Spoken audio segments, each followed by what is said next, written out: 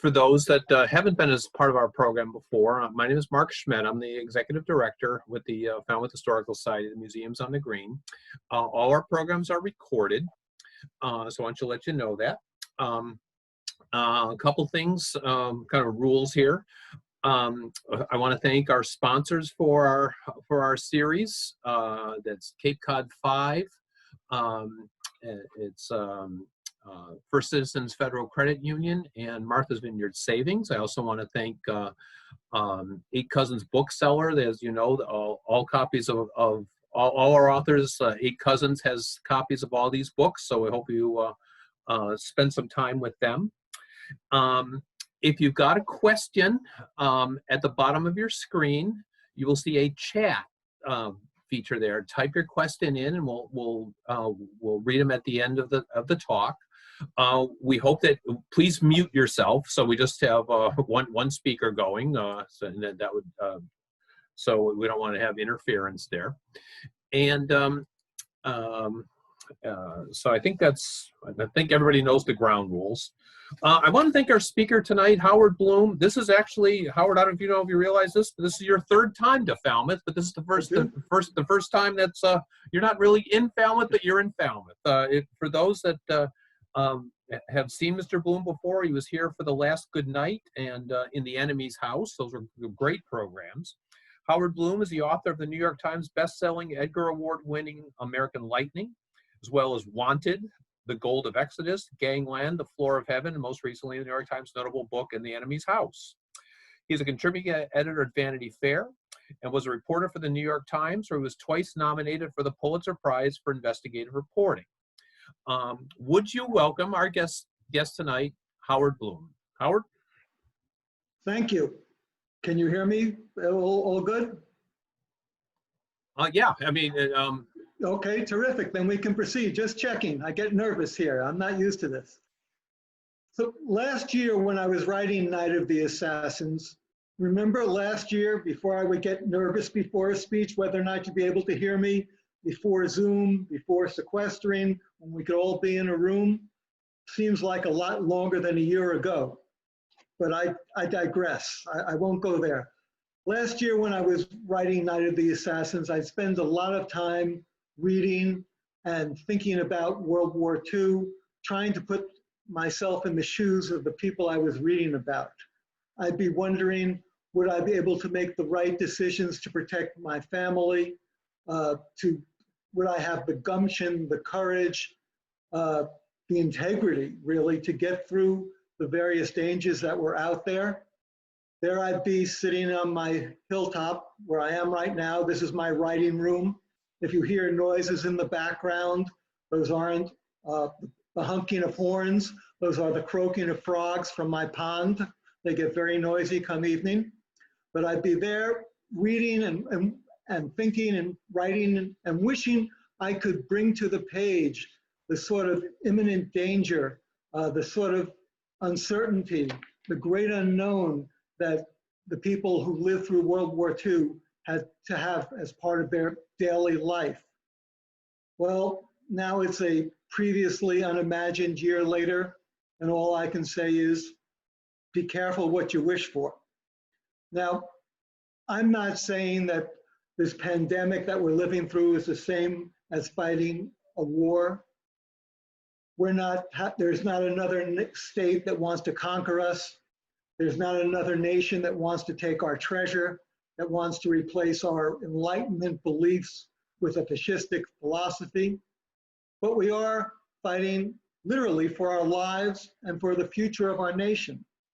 And back in World War II and in today, there's one element, one crucial, one essential part that corresponds between these two eras, in that we rely more than ever on our leaders to help us get through the dangers that we face.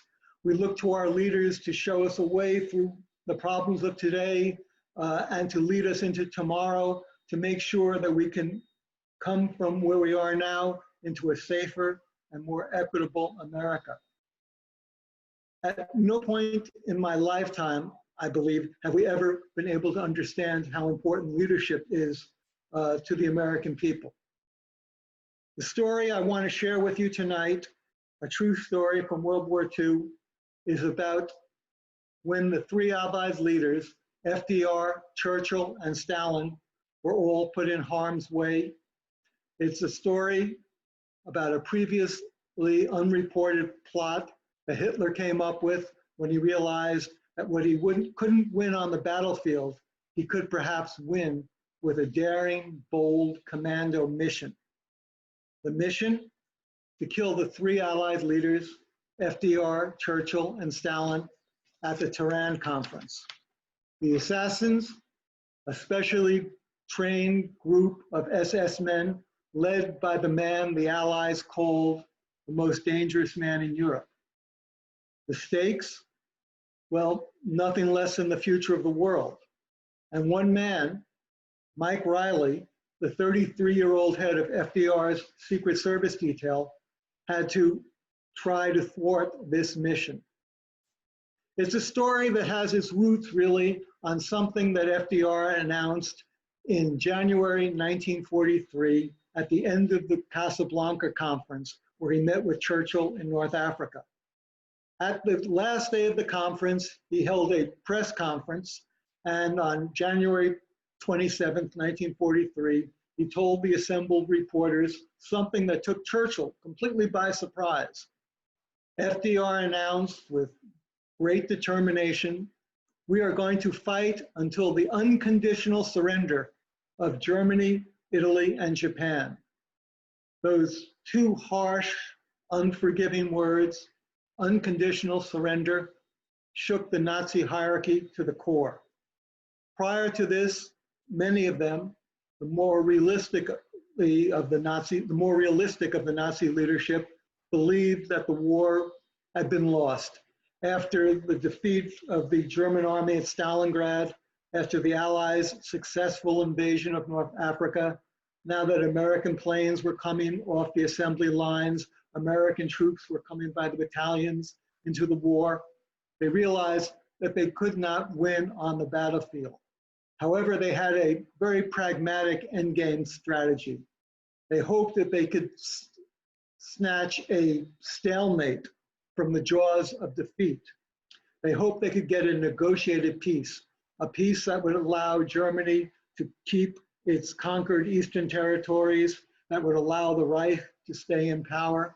But now they knew, with FDR's announcing that there would only be an unconditional surrender, there was no possibility of a negotiated peace.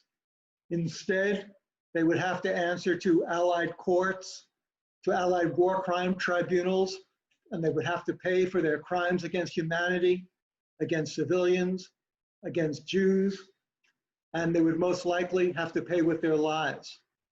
And they also knew something else that history had taught them.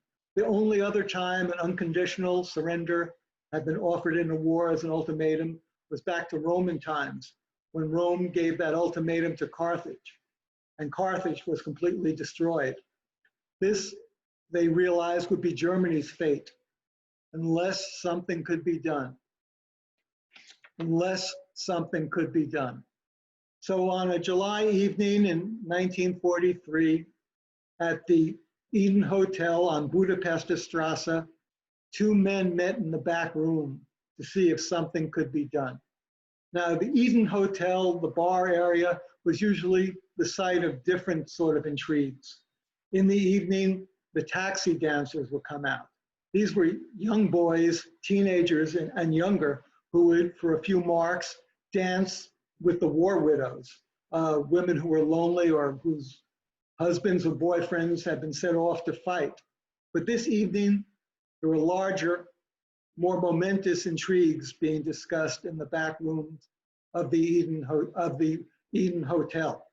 The two men who went to this secret meeting were Germany's two top spy masters, the men in charge of their cloak and dagger operations. I'm going to just grab a sip of water to get me through this. One man was just 33 years old. This was General Walter Schellenberg of the SS. He was in charge of Section 6, their foreign intrigue. And the man he met with was old enough to be his father. He was Admiral Wilhelm Karnassus, head of the Abwehr, Germany's traditional military intelligence agency. And they gathered to discuss in private, out of their offices, whether or not it was possible to maybe assassinate the 3 Allied leaders in a single commando operation. Now, it had been rumored, it had even been announced months ago that the 3 Allied leaders wanted to meet. So this is where they got the idea. But as soon as they began to discuss the specifics, as soon as they tried to formulate tactics or strategy, they realized the problems that they faced. One, they had no idea where or when the 3 Allied leaders would meet. And they did not know if Germany's intelligence service could discover this information. This would be one of the most closely guarded secrets of the war. 2, these men would be well protected. Between them, they controlled a standing army of over 20 million men. They would certainly go into this meeting well protected. And 3, if they didn't know where and when they were going to meet, if the men were going to be if the leaders were going to be so well protected, how could Germany come up with a plan? A frontal assault would be suicide, and without the intelligence necessary, stealth would be impossible. Yet they left that meeting at the Eden Hotel convinced that something had to be done. This impossible mission somehow had to proceed. And then another impossible mission did succeed that gave them encouragement. On September 12, 1943, 12 gliders swooped down on top of an Italian mountain top 7,000 feet high in the Alps. These gliders were on a rescue mission, a commando mission, to get Benito Mussolini, the Italian dictator, out of his prison. He had been thrown in the prison at the end of the summer of '43 by the Italian king, Victor Emmanuel, and the Italian Supreme Council. And Hitler insisted that something must be done to save his ally, Benito Mussolini. The man Hitler turned to was Otto Skorzeny.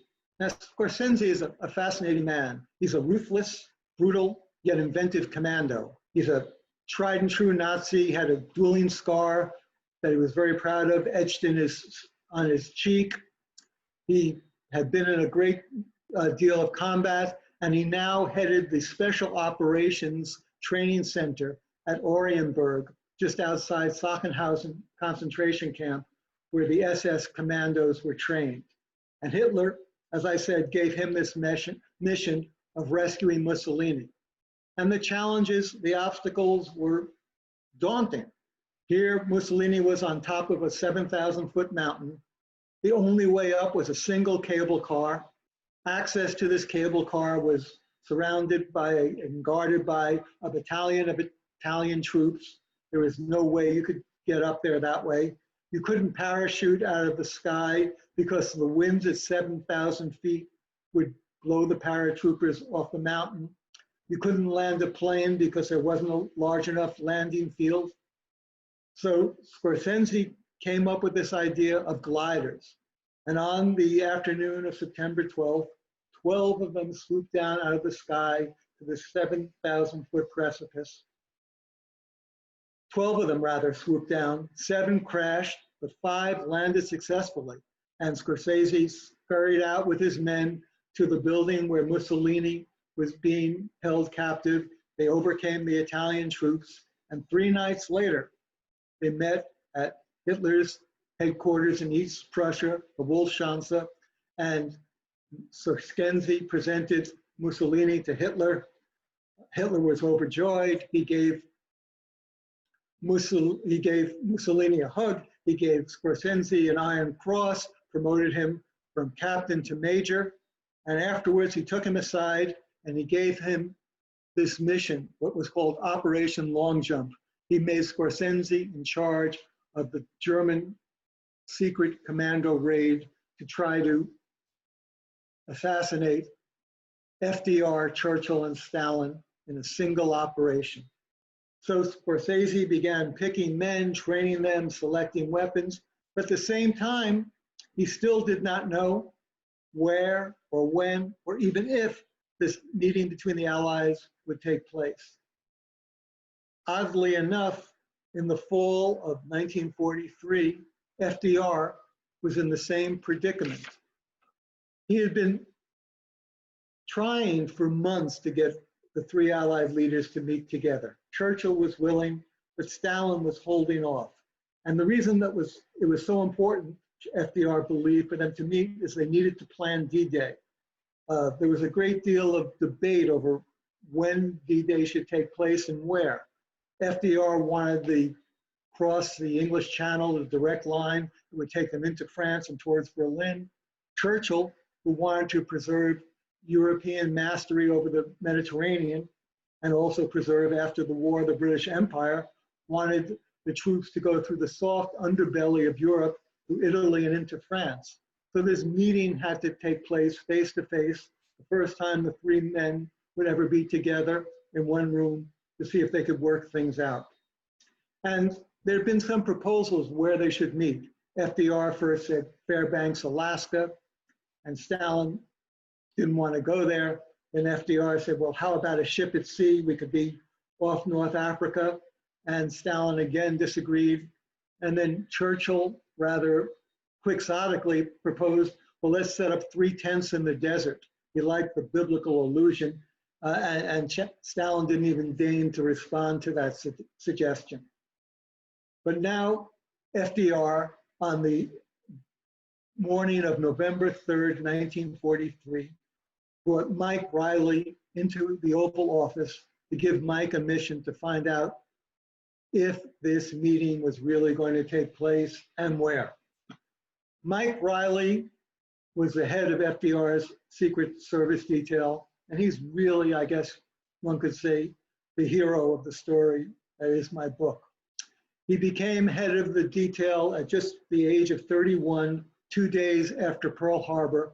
As he described himself at the time, he was a former football star from a small mining town in Montana. He was, in his words, self-deprecating words, an Irish cop with more brawn than brains. But he really was a hero, and he understood the challenges that faced him in this war guarding this commander-in-chief. Never before in the history of the United States at war could the enemy fly its bombers over Washington, D.C., could paratroopers drop out of the sky and land on the White House lawn. And this president presented a unique obstacle too. He was quite literally a sitting target. FDR was paralyzed from the waist down. He couldn't walk, he couldn't move. And Mike Reilly realized that he would have to, if it came to this, put his body in front of any bullet that was aimed at the boss. He called FDR the boss. It was a term of affection and respect. The two were quite close. And on this morning, November 3rd, 1943, FDR tells Mike he wants him to go to Morocco and meet with someone, an agent, who's going to give him the information about whether or not this meeting with Stalin is going to take place and where. FDR liked to play the spy master in chief. He liked his little intrigues. So close to 4.5 days later, Mike is under a palm tree at the Manara airport outside Marrakesh, and he's waiting to meet the agent who's supposed to come and give him this information. And as FDR promised, a car pulls up. There's 2 soldiers in the front.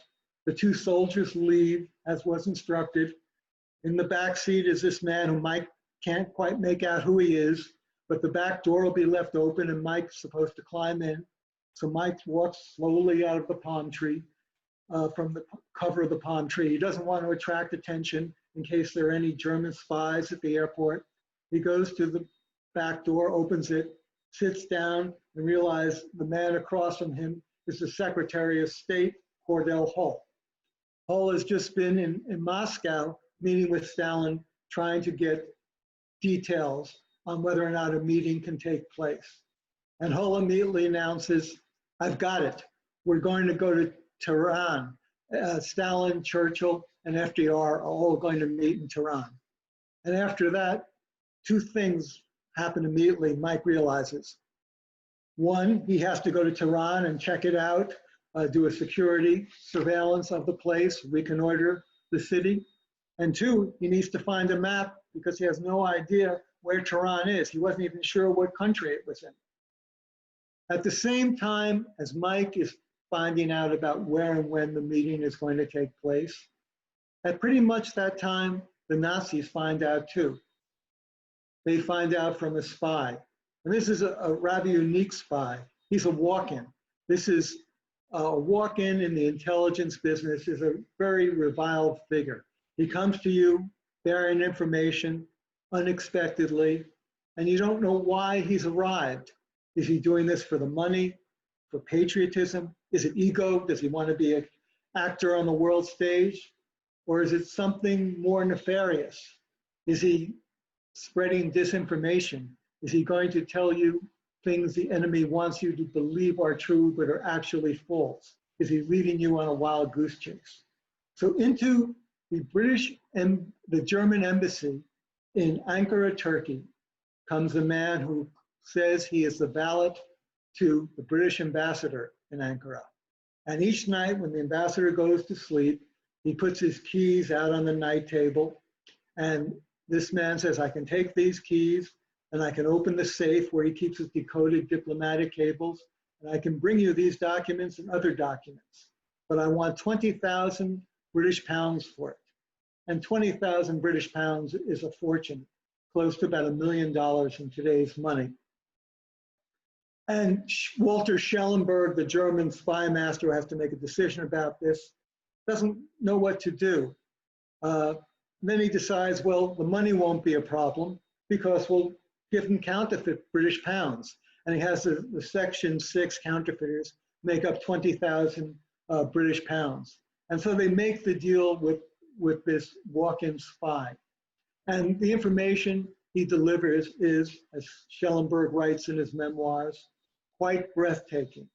The information is so good, so valuable, that the Germans give this spy the code name Cicero after the Roman order, because these documents too spoke very eloquently. And from these documents, the Nazis learn when and where the Allies are meeting. The last week of November in Tehran, the capital of Iran. Once they have this information, Schellenberg has two big pieces of the puzzle he needs to put together and that he can share with Scorsese.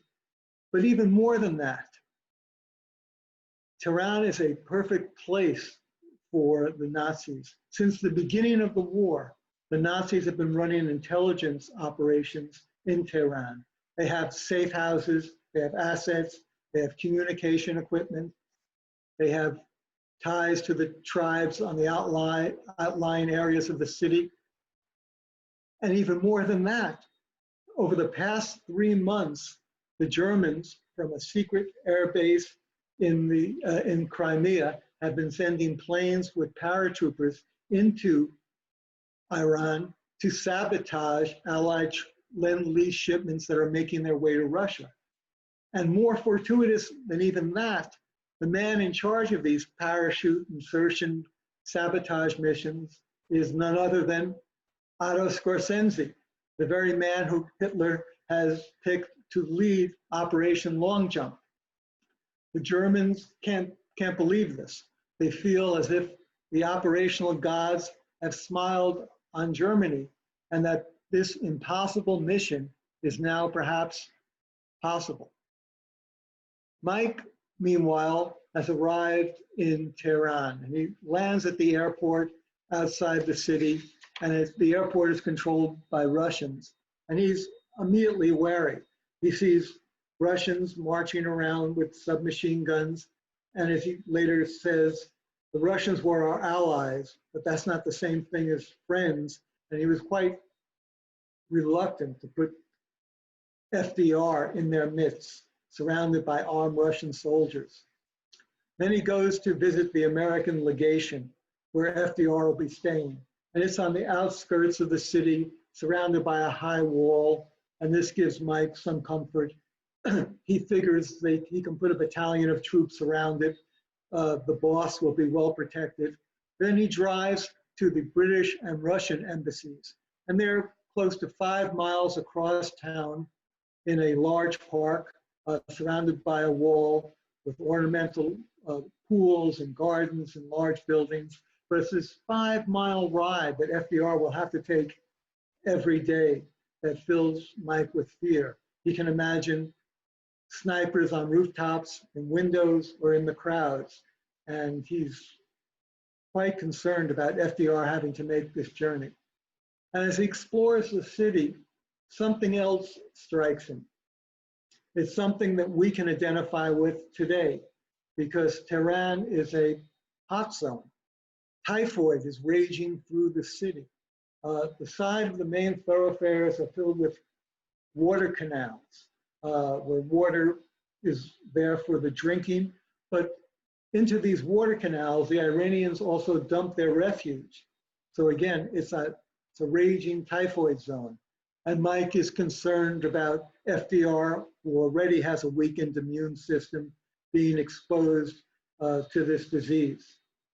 But then he's informed that only 3 buildings in the city have fresh potable water, water that is pumped in through underground water tunnels beneath the city into these buildings. These are the American, British, and Russian embassy. And this gives Mike some sense of encouragement. Only later will he realize that he was mistaken and how dangerous these water tunnels are. But on November 27th, the 3 Allied leaders arrive in Tehran. They're still hoping to sneak into the city. The meeting has not been announced. The press has not been alerted. They're not traveling with a press contingent. Churchill's the first to arrive. He arrives at 10 a.m. and he gets off his plane, and there's a small ceremony of greeting, and he's completely annoyed. So much for secrecy. And then he's put into an open-top car, and this car makes its way into the city, and the entire route is lined with Iranian cavalry sitting on their mounts in bright comic opera uniforms, and he feels as if it's a beacon lighting the way that he's going, the path of his journey to any potential assassin. And while he's brooding about this, just as they're 5 minutes away from the embassy, the car gets stuck in a traffic jam. And he's sitting there counting the minutes, 5 minutes, 10 minutes, 12 minutes, and all the time he's thinking how easy it would be for a German assassin to shoot him just as he's sitting there in that car. He later says, if the entire operation had been planned to put me in the most possible danger, it couldn't have succeeded more brilliantly. That's his mordant sarcasm. FDR, though, arrives about 3 o'clock in the afternoon, and things go without a hitch. His big C-54 lands at the airport outside town. Mike gets him quickly into the American embassy. He's settling FDR into the room that's been prepared for him on the 2nd floor of the American embassy building. And Mike then gets a message that there's a Russian general downstairs who'd like to speak with him. And Mike says, well, that's good. They just assumed that Stalin has arrived in town. He wants to give me a courtesy acknowledgement of the arrival of Marshal Stalin. Mike goes downstairs to meet General Dmitry Arkadiev. Arkadiev is the head of the local NKVD, which is the precursor to the KGB. And as soon as Mike approaches the general, he realizes something's not right. The general looks very grim, morose, hangdog-like is the way Mike describes it. And right away, the general tells him that last night, 38 German paratroopers came out from planes on a commando mission outside Tehran. And that these men, you can assume, were assassins out to kill the big three, Churchill, FDR, and Stalin. And Mike's blood runs cold. But then the general tells him, but we caught all 38. And Mike is taken so much by surprise by this, he later says, the first thing I thought to ask, are you sure there were 38? And the general says, yes, we questioned them quite thoroughly. And as he says quite thoroughly, Mike has this image in his head of what it must be like to undergo an NKVD interrogation. And he then tells himself, well, this is okay, this is wartime. You have to be ruthless, at least the boss is protected. But then the general tells him, but we also found out during this interrogation that another plane landed with 6 well-trained commandos and that they're on the loose in the city of Tehran. And then Mike's heart nearly stopped. And for the next 4 days of this conference, 6 well-trained SS men are on the loose in the city of Tehran, a city of 1 million people. Mike now has to overcome his antagonisms and work with the NKVD to try to find them. They go door to door. They go through the bazaars, the marketplaces. A $20,000 reward is put out for information. And during all these 4 days, it's really a cat and mouse game where these 6 well-trained, dedicated, gung-ho commandos trying to stay 1 step ahead of Mike and the pursuers who are on their trail. How it all works out? Well, what they're hoping to do is to surprise FDR, Churchill, and Stalin on the night of Churchill's 69th birthday party. There's a picture as the front piece of my book, a photograph of FDR, Churchill, and Stalin sitting shoulder to shoulder in the British Embassy on the evening of November 29th, the night of Churchill's 69th birthday party. There's the birthday cake in front of them. They have big pieces. You can almost hear their voices singing "Happy Birthday, Winston." And at that moment, these 6 assassins were trying to make their way to the water tunnel that would lead them into the British Embassy compound and into the dining room. How it all works out? Well, the details are in the book. I think you'll enjoy the read. But spoiler alert, they don't wind up killing the big three, and the Allies win the war. So let's go to December 17th, 1943, a few weeks after the end of the Tehran conference. And FDR is back in the Oval Office with Mike at his side. And there's a press conference where FDR is telling the assembled reporters about what happened at the Tehran conference. And you can hear this conference. It's on recordings at the FDR Library in Hyde Park, and I listened. And about 20 minutes into the conference, FDR says, you know, we had a bit of a security problem. I had to move from the American legation to the Russian embassy. I had to stay there because there were a group of German assassins on the loose. Then he gives a hearty laugh, and he says, after this laugh dies down, well, it would have been a pretty good haul if they could have gotten all 3 of us. And the press joins in laughing too. You can hear this on the recording. And then what was most amazing to me, the conversation just moves on. There's no follow-up question from the complacent wartime press. And so this story of what happened in Tehran remains largely buried for years. After the war, there were a few books by foreign journalists, but they were mostly filled with pseudonyms. And then in November 2003, the SVR, the Russian Foreign Intelligence Service, released a treasure trove of previously classified documents about what really happened in Tehran, about how the Russians work with Mike Reilly. They even brought out one of their agents who had just been a teenager at the time to talk about what had happened in the city. And I had these documents translated. I used these documents and then went into British archives, American archives, German archives, trying to put the pieces together, going back through memoirs, through reporting. And these were the building blocks I used to fashion the story I tell in Night of the Assassins.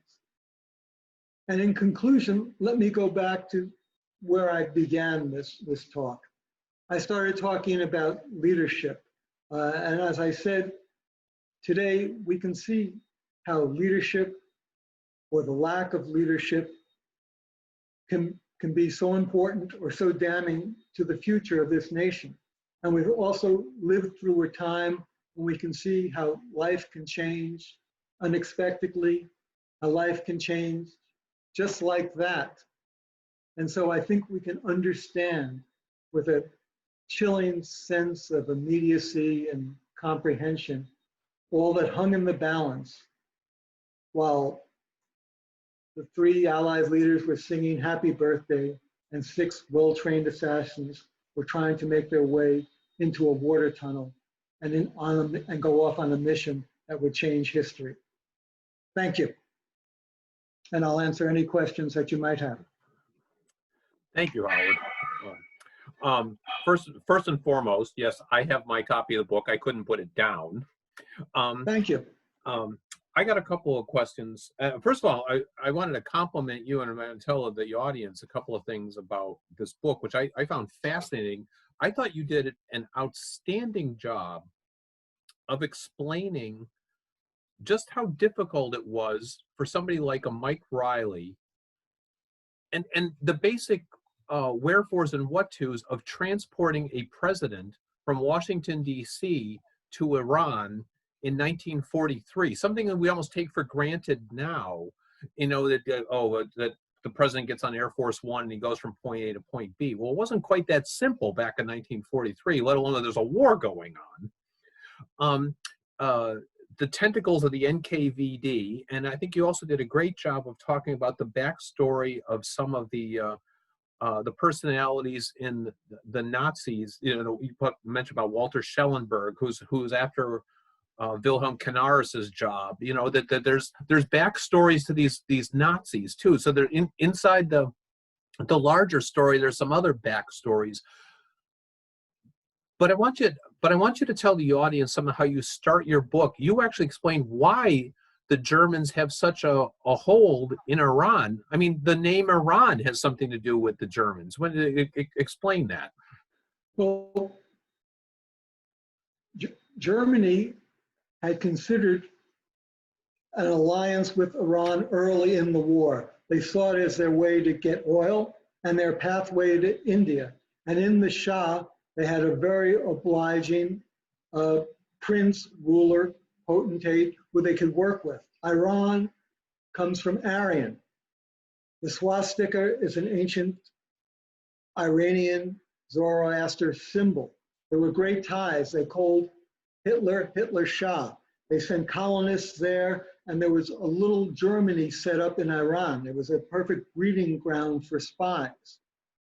And to talk about something else you said, you know, how not only dangerous was it for FDR to travel across war zones, this was a crippled president. This was an act of great bravery to go across the Atlantic, 5,500 miles, you know, to a meeting in Iran. And just to point out one thing that happens, FDR sneaks out of Washington. The cover story is that he's off for a week on the presidential yacht. He really goes off to the USS Iowa, which is our biggest battleship. And they go off to sea, and on the Iowa are the Joint Chiefs, Harry Hopkins, some other members of his cabinet and advisors. And on the third day out at sea, they're in this flotilla. No one else in the flotilla, none of the other naval captains knows who's on the Iowa.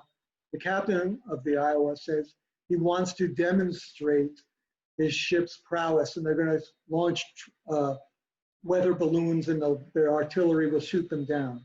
So one of the other ships, a destroyer in this flotilla, says, well, we'll take target practice 2, we'll sight the Iowa in our sights and we'll launch a dummy torpedo aiming at the ship. This will be good practice for our men, for the real thing.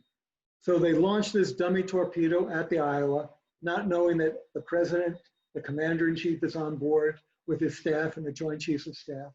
And as soon as the torpedo leaves the torpedo pocket, they hear this large noise and they realize they shot off a live torpedo and it's going right at the Iowa. And the captain of the Iowa sees it's coming, they get word, he's able to steer away from it, but it misses the Iowa just by a couple of yards. And the whole mission could have been ended by friendly fire before it even started. This is what FDR had to deal with. His plane, a C-54 that he had to travel in, he had to be strapped into his seat for the whole time because he couldn't walk around.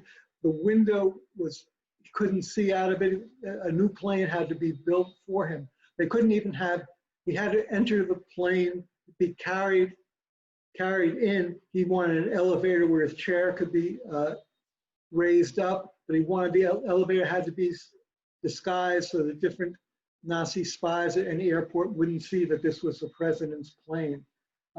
Again, FDR's courage and personal commitment to winning this war should not be underestimated.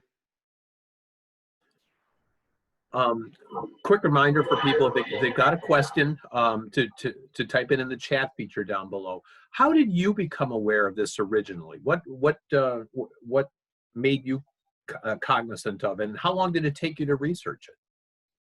Well, you mentioned that I've been to Falmouth speaking about one of my other books, The Last Good Night, which is a story about a debutante turned spy, and she had some relations with FDR. As I said before, he was a spy master in chief. He liked all this sort of intelligence work. So I was listening to his press conferences on the recordings at the FDR Library in Hyde Park. And I heard this recording, as I explained it before, FDR talking about how it would have been a pretty good haul if they could have gotten the 3 Allied leaders in a single combat mission. And I thought, this is incredible. I've never heard of this. Can I get all the details together? And then I found out about the Russian documents. I had those translated. But what makes this book, or the kind of books that I do work, you have to be able to get into the heads of the people who are the main characters. You have to be able to say with authority and verisimilitude what they're thinking and feeling, and you can't make anything up. This is a true story. So I have to pick a story where there are memoirs or letters or documents.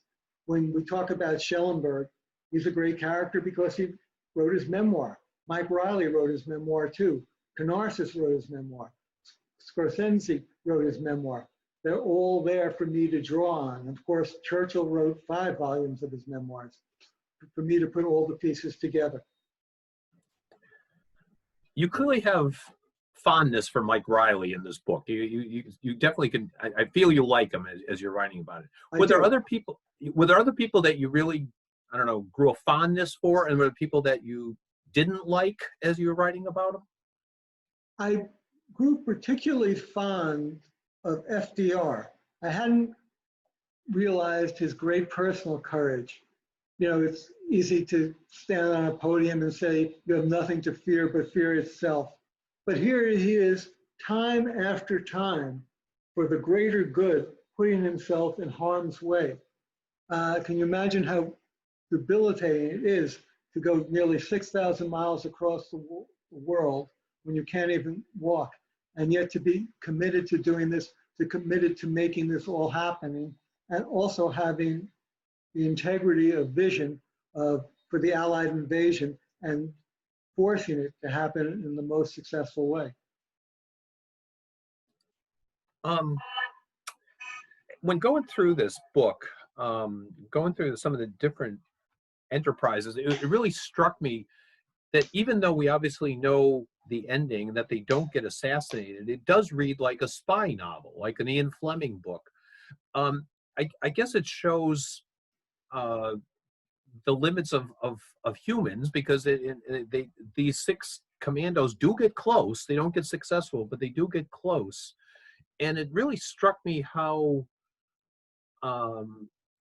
all-encompassing and overwhelming the Russian NKVD was. They seemed everywhere at every place. Did you get that same impression? The NKVD was totally ruthless. They were completely dedicated with protecting Stalin because they knew their own lives were on the line. If anything happened to Stalin, that would be it for them. So they went through the city of Tehran. They rounded up 4,000 people. There were many Poles who had been in Tehran. They were all rounded up and put into camps in advance of Stalin's visit. They were utterly ruthless. At one point, a foreign correspondent wrote that the Russians were passing in a truck and someone yelled something at them, and two Russian soldiers in the truck just got up there and shot him dead, and that was it. The body just lay in the streets. It was like that. They ruled dictatorially. And at the same time, Mike Reilly had to overcome his antipathy, his antagonism, his wariness towards these Russians and work with them because they have the manpower and the network in the city to try to track down these assassins. As you were writing about Otto Skorzeny, what did you feel about him? Did you like him? Did you not like him? What was your take? I find Skorzeny a pretty repulsive character. He was a good commando, but for all the wrong causes. So it's hard. I'd tear down his monument, I guess, to put it in contemporary terms. And also a little note for the audience too. You had made mention of the spy named Cicero. If anybody's out there familiar with, if you watch Turner Classic Movies, there's a movie from 1955 starring James Mason as Cicero. That for those who like World War II, it's a really good backstory of how ruthless and cunning this guy was. One other thing about Cicero's cunning: after the war, he's received all the banks. He goes to the bank with several $1 million he's got, and the bank tells him these are counterfeit British pounds. So what does he do? He sues the West German government, trying to make them pay. Of course, the suit fails, but this lawsuit drags on for several years. Talk about audacity. Got a question here. Without revealing all the details, was it the Russians, the US, or the UK that foiled the plot and stopped the Germans in the tunnel? Well, the US and the Russians were pressuring these 6 assassins on the loose, but ultimately it was the reward money. They were betrayed by someone who wanted the reward money. And without giving too much away, he's an interesting figure because he was an Iranian wrestler, and wrestling in Iran is sort of a spiritual activity. It's more than Hulk Hogan type things. It's a sort of a way of life, and he winds up betraying these Nazis for this $20,000 at the last minute. Okay. Well, Howard, I want to thank you for joining us tonight, for doing these things remotely. I know that Zoom technology is new for all of us, so you've done great. As someone who read the book, I can honestly say, people that get this one, I couldn't put it down. It's a great World War II book. It's almost a whodunit. So I want to thank you for this. Thank you, everybody, for joining us. A reminder, we got one tomorrow night and one on Thursday. So Howard, good luck with this book. Great to see you. And I look forward to seeing you again in Falmouth for real. Yes, real life. Thank you. Take care. Good night. And thank you for Good night, everybody. Thank you so much.